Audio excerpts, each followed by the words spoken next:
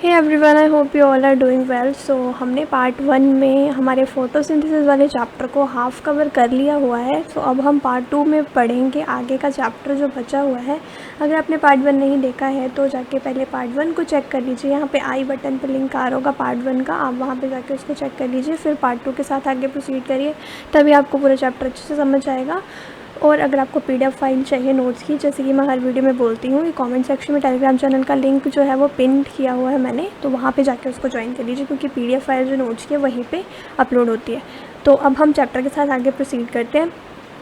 Where are ATP and NADPH use. अब जो ATP और NADPH बन रहे हैं वो कहाँ पे यूज़ होते हैं वो भी बताना चाहिए। तो वो यूज़ होते हैं ATP and NADPH use in dark reaction for biosynthetic phase.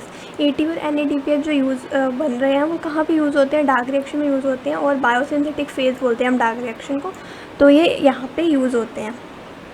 Next है हमारे पास कि cytochrome. Fe means iron containing porphyrin pigment.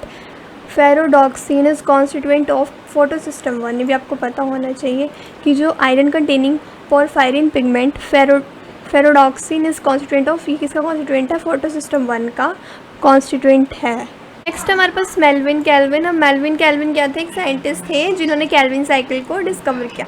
इन्होंने क्या देखा? इन्होंने एल्गल फोटोसिंथेसिस में डिस्कवरी की थी। किसकी? मेल्विन कैल्विन ने एल्गल फोटोसिंथेसिस को अच्छे से देखा, ऑब्जर्व किया। किसमें? कॉलेरा में इन्होंने एल्गल फोटोसिंथेसिस को देखा। उसमें इन्होंने क्या यूज़ किया था? कार्बन 14 का इन्होंने यूज़ किया, और इन्होंने बताया कि जो first product of CO2 fixation बन रहा है वो वहाँ पे क्या बन रहा है? 3 कार्बन का एक ऑर्गेनिक एसिड बन रहा है, जो कि कौन सा ऑर्गेनिक एसिड है? Three phosphoglyceric acid, that is PGA। Three phosphoglyceric acid, 3 का मतलब है कि 3 कार्बन का कंपाउंड है, और यही आगे जाके C3 पाथ में इन्होंने बताया कि मेल्विन कैल्विन ने क्या बताया कि C3 साइकिल होती है हमारी प्लांट्स के अंदर। नेक्स्ट है 30 ATP is required for making 1 glucose in C4 plant. C4 plants में क्या होता है? 30 ATP चाहिए होते हैं एक ग्लूकोज मॉलिक्यूल बनाने के लिए। किसमें? C4 प्लांट्स में, पता होना चाहिए। नेक्स्ट है कैल्विन साइकिल, या फिर C3 साइकिल, या फिर कैल्विन साइकिल या फिर C3 साइकिल बोल सकते हो आप इसको। ये जो है ये बोथ C3, हमारे पास 2 टाइप्स के प्लांट्स होते हैं, एक हमारे पास होते हैं C3 और एक होते हैं C4। तो ये जो कैल्विन साइकिल है या फिर C3 साइकिल, ये दोनों C3 में भी होती है, C3 प्लांट्स में भी होती है और C4 प्लांट्स में भी होती है। इसका फर्स्ट स्टेप हमारे पास होता है कार्बोक्सिलेशन। कैल्विन साइकिल का या C3 साइकिल का फर्स्ट स्टेप क्या है? कार्बोक्सिलेशन। इसमें क्या होता है? जो आपका RUBP है प्लस CO2, वो रुबिस्को की प्रेजेंस में क्या बनाता है? 2 मॉलिक्यूल ऑफ 3 PGA। 3 PGA क्या है? ये फॉस्फोग्लिसरिक एसिड है। PGA क्या है? फॉस्फोग्लिसरिक एसिड, और ये 2 मॉलिक्यूल बनाता है। किसके? इसके 3 PGA के। 3 का मतलब कि 3 मॉलिक्यूल, 3 कार्बन और का ऑर्गेनिक एसिड है। किसकी प्रेजेंस में? रुबिस्को क्या? RUBP carboxylase oxygenase. और RUBP किसके साथ है? CO2 की फिक्सेशन किसके साथ करता है? रुबिस्को के साथ। कार्बोक्सिलेशन में क्या होती है? CO2 की फिक्सेशन होकर ये बनता है। किसकी प्रेजेंस में? रुबिस्को की। नेक्स्ट हमारे पास रिडक्शन। कार्बोक्सिलेशन के बाद क्या होगी? रिडक्शन होगी। रिडक्शन में क्या होगा?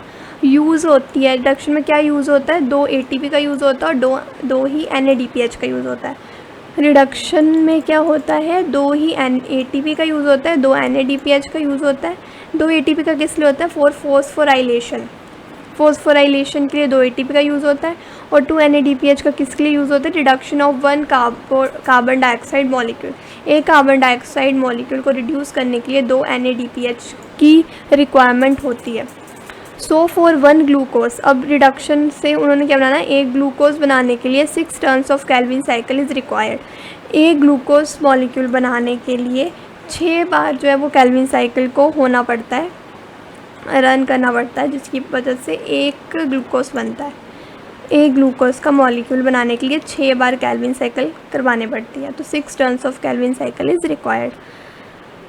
नेक्स्ट है रीजनरेशन। अब रिडक्शन के बाद रीजनरेशन होगी, तो उसमें क्या होगा? आपका RUBP जो फर्स्ट यूज़ हो रहा था, RUBP फिर से बनेगा, और इसमें कितना यूज़ होता है? 1 ATP का यूज़ होता है।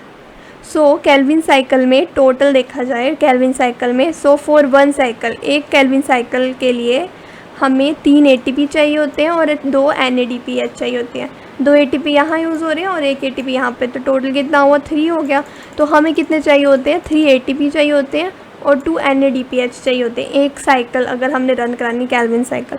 अब एक केल्विन साइकिल में तो बनता नहीं है एक ग्लूकोज, क्योंकि अगर केल्विन साइकिल एक बार एक टर्न में तो बनाएगी नहीं ग्लूकोज, उसको 6 टर्न करने पड़ेंगे तब जाके एक ग्लूकोज का मॉलिक्यूल वहाँ पे बनेगा, है ना। तो एक ग्लूकोज का मॉलिक्यूल बनाने के लिए 6 बार केल्विन साइकिल को रन करना पड़ेगा। तो उसके लिए कितने ATP चाहिए होंगे, बस 6 से मल्टीप्लाई कर दो, 6 को मल्टीप्लाई करेंगे 3 से 18 ATP चाहिए होंगे और 12 NADPH चाहिए होंगे एक ग्लूकोज मॉलिक्यूल बनाने के लिए। क्योंकि केल्विन साइकिल को एक बार रन करने के लिए हमारे पास 3 ATP होने चाहिए और 2 NADPH होने चाहिए। तो एक ग्लूकोज बनाने के लिए केल्विन साइकिल को 6 बार रन होना पड़ेगा। तो इसको क्या कर दो 6 से मल्टीप्लाई, तो 18 और 12, तभी एक ग्लूकोज बनता है ना। यहाँ पे पढ़ा ना हमने, so for 1 glucose 6 turns of Calvin cycle is required. Next हमारे पास प्राइमरी एक्सेप्टर ऑफ CO2। अब कार्बन डाइऑक्साइड का प्राइमरी एक्सेप्टर कौन होता है C3 प्लांट्स के केस में और C4 प्लांट्स के केस में। तो C3 प्लांट्स के केस में तो हमने देखा कि RUBP डेट इज़ 5 कार्बन का कंपाउंड है। कौन RUBP that is राइबोलोज base phosphate, that is राइबोलोज base phosphate 5 carbon का कंपाउंड है, पता होना चाहिए। और C4 प्लांट्स के केस में 3 कार्बन कंपाउंड यूज़ होता है, that is PEP phosphoenol pyruvate use करते हैं, जो कि एक 3 कार्बन कंपाउंड है, 3 कार्बन से बना हुआ और ये 5 कार्बन से बना हुआ है। C3 में 5 कार्बन का RUBP और C4 प्लांट्स में कौन है primary acceptor 3 carbon means 3 carbon का compound that is phosphoenol pyruvate. Next है हमारे पास C4 प्लांट्स की एडवांटेजेस क्या होती हैं। तो C4 प्लांट्स की हमारे पास एडवांटेजेस देखें तो बहुत सारी होती है। ये कहते हैं टॉलरेट करते हैं हाई टेम्परेचर को, नो फोटो रेस्पिरेशन, ये फोटो रेस्पिरेशन नहीं करते हैं, मोर प्रोडक्टिव होते हैं, respond to high light intensities. और इसका एग्जाम्पल है हमारे मेज़, सोरघम, शुगर केन। एग्जाम्पल भी पता होने चाहिए आपको C4 प्लांट्स के, मेज़, सोरघम, शुगर केन, स्पेशली जो NCERT में एग्जाम्पल्स आपको पता होने चाहिए। ये तीनों एग्जाम्पल्स आपकी NCERT में, सो आपको ये पता होना चाहिए कि C4 प्लांट्स के एग्जाम्पल है मेज़, सोरघम, शुगर केन। और टॉलरेट करते हैं हाई टेम्परेचर को, no photo respiration, more productive, respond to high light intensities. Next है bundle sheath cells are rich in rubisco. इनमें क्या होते हैं 2 टाइप के सेल्स होते हैं जो अब हम C4 में पढ़ेंगे, होते हैं मीजोफिल सेल्स, होते हैं बंडल शीट सेल्स। तो जो C4 प्लांट्स हैं उनके जो बंडल शीट सेल्स होते हैं वो किस में रिच होते हैं, रूबिस्को में रिच होते हैं। Bundle sheath cells are rich in rubisco. Next है लीफ ऑफ C4 प्लांट्स। अब जो C4 प्लांट्स हैं उनके लीव्स में क्या होती है क्रैंस एनाटमी। कौन सी एनाटमी, क्रैंस एनाटमी होती है इनकी लीव्स की। That means bundle sheath cells are found around vascular bundles. जो बंडल शीट सेल्स हैं, जो इनके बंडल शीट सेल्स हैं वो कहाँ पे मिलते हैं, किसके पास मिलते हैं, वेस्कुलर बंडल्स के पास मिलते हैं। 2 टाइप्स के होते हैं ना इनमें सेल्स, एक मीजोफिल सेल्स होते हैं और एक बंडल शीट सेल्स होते हैं। तो जो इनके बंडल शीट सेल्स हैं C4 प्लांट्स के, वो कहाँ पे पाए जाते हैं, वेस्कुलर बंडल्स के पास पाए जाते हैं। किसमें, क्रैंस एनाटमी होती है C4 प्लांट्स की, तो बंडल शीट सेल्स के पास पाए जाते हैं। तो इससे क्या इनको बेनिफिट होता है, बंडल शीट सेल्स जो हैं वो वेस्कुलर बंडल्स के पास पाए जाते हैं, इनसे इनको ये फ़ायदा होता है कि have lot of chloroplast. Bundle sheath sales के पास क्या होता है, बहुत ज़्यादा क्लोरोप्लास्ट होता है, ये थिक वॉल होते हैं और नो गैसेस एक्सचेंज। इनमें गैसेस की एक्सचेंज नहीं होती, बंडल शीट सेल्स में गैसेस की एक्सचेंज नहीं होती। और इनके पास बहुत ज़्यादा क्या होते हैं, क्लोरोप्लास्ट होते हैं, थिक वॉल्ड होते हैं, इसलिए नो गैसेस एक्सचेंज होती है। और किसके पास पाए जाते हैं, वेस्कुलर बंडल के पास पाए जाते हैं। और C4 प्लांट्स की एनाटमी याद रखनी है, that is क्रैंस anatomy, direct question भी आता है ये।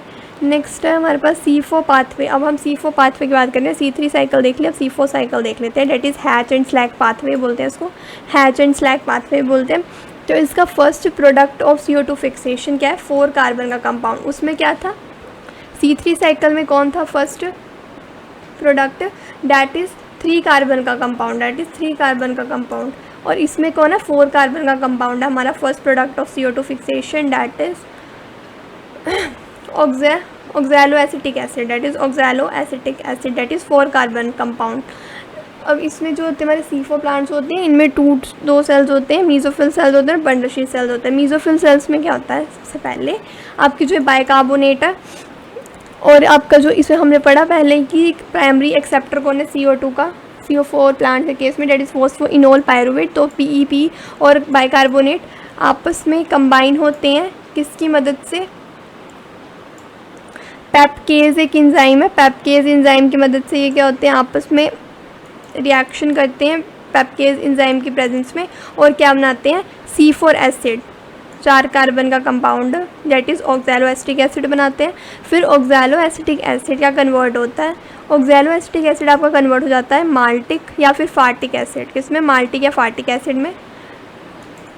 डायरेक्टली ऑक्सैलो एसिटिक एसिड की फॉर्म में नहीं जा सकता ये बंडल शीट सेल्स के अंदर, इसलिए इसको माल्टिक या फार्टिक एसिड में कन्वर्ट होना पड़ता है। फिर ये जो एसिड है फिर जाता है ये बंडल शीट सेल्स के अंदर। फिर बंडल शीट सेल्स के अंदर इस जो एसिड की क्या होती है? डी कार्बोक्सिलेशन होती है। डी कार्बोक्सिलेशन होगी, डी कार्बोक्सिलेशन के दौरान क्या बन जाएगा?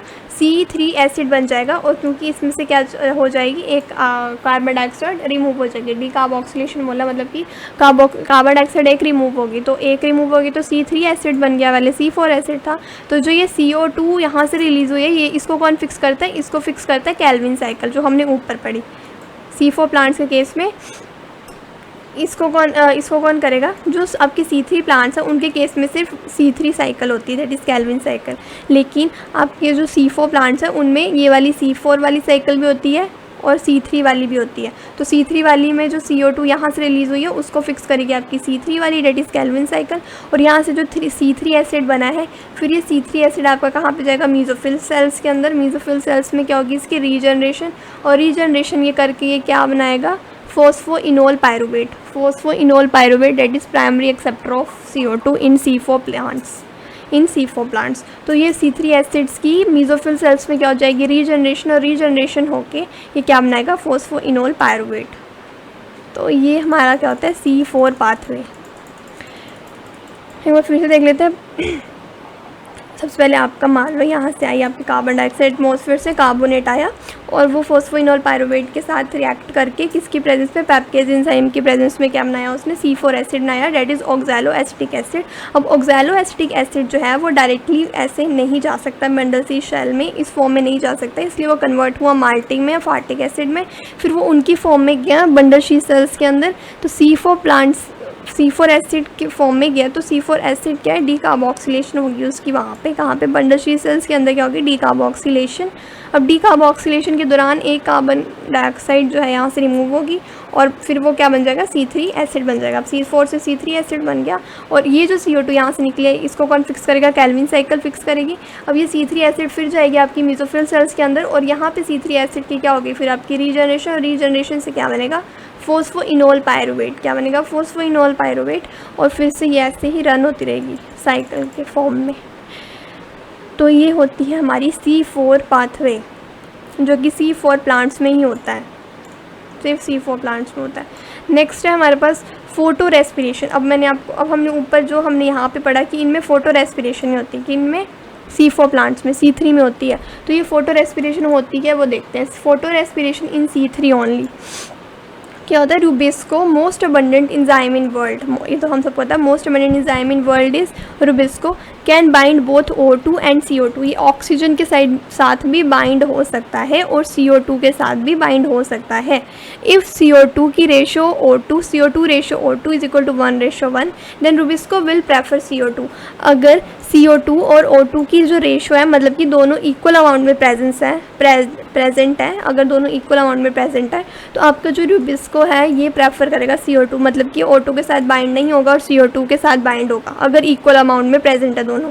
लेकिन in C3 plant some O2 bind to rubisco, CO2 fixation decreases. मतलब क्या होता है C3 प्लांट्स के केस में, जो आपकी O2 है ना, जो आपकी O2 है वो क्या कर जाती है? बाइंड कर जाती है रूबिस्को के साथ। O2 क्या कर जाती है? बाइंड कर जाती है रूबिस्को के साथ, जिसकी वजह से क्या होती है? CO2 की फिक्सेशन क्या हो जाती है? डिक्रीज़ हो जाती है। रूबिस्को ही तो CO2 की फिक्सेशन करता है ना, तो CO2 की फिक्सेशन डिक्रीज़ हो जाती है। क्या होता है? RUBP plus O2 photo respiration हो जाती है। फिर C3 प्लांट्स के केस में क्या होता है? O2 बाइंड कर जाती है रूबिस्को के साथ, जिसकी वजह से CO2 की फिक्सेशन नहीं हो पाती। तो RUBP O2 के साथ रिएक्ट करके क्या होती है? हमारी फोटो रेस्पिरेशन हो जाती है। अगर RUBP O2 के साथ कंबाइन होगा तो फोटो रेस्पिरेशन होगी। तो इससे क्या बनता है हमारा, फोटो रेस्पिरेशन के बाद हमारे पास क्या बनता है, 1 फॉस्फोग्लाइसरेट, एक फॉस्फोग्लिसरेट बनता है और एक फॉस्फोकोलेट बनता है। पता होना चाहिए फोटो रेस्पिरेशन के बाद क्या प्रोडक्ट्स बनते हैं। तो एक फॉस्फोग्लिसरेट बनता है, एक फॉस्फोग्लाइकोलेट बनता है, और ये हमारे हैं फोटो रेस्पिरेशन के बाद के प्रोडक्ट्स। ये डायरेक्टली पूछ लिए जाते हैं तो ये पता होने चाहिए। एक एक ही बनता है, एक मॉलिक्यूल इसका बनेगा, एक मॉलिक्यूल इसका बनेगा। अगर O2 के साथ जो है कंबाइन हो जाए आपका RUBP तो फोटो रेस्पिरेशन हो जाएगी, CO2 की फिक्सेशन फिर नहीं होगी। तो no synthesis of ATP NADPH sugar also uses ATP and release CO2। क्या होता है, फोटो रेस्पिरेशन जब होती है ना तो क्या होगा, आपकी कोई भी ATP की सिंथेसिस हुई, यहाँ पे नहीं ATP की सिंथेसिस, ATP बना ही नहीं, ना NADPH बना, ना कोई शुगर बनी। ऊपर से उसने क्या किया, ATP यूज़ कर ली और ऊपर से रिलीज़ क्या की, CO2 रिलीज़ की। ऑक्सीजन भी नहीं रिलीज़ की, CO2 रिलीज़ की, और ATP भी यूज़ कर लिया और ATP बनाया भी नहीं। तो ये क्या होती है, अच्छी नहीं होती प्लांट्स के लिए, मतलब इन्वायरमेंट के लिए। सो C4 प्लांट्स जो हैं वो क्या करते हैं, ये किसका केस देखा हमने, C3 प्लांट्स में ऐसा होता है। अब C4 प्लांट्स में ये सब नहीं होता है, क्यों, क्योंकि C4 plants increase CO2 concentration for rubisco, so no photo respiration. अब इक्वल अमाउंट में प्रेजेंट थी तो उसने किसको प्रेफर किया, रुबिस्को ने CO2 को।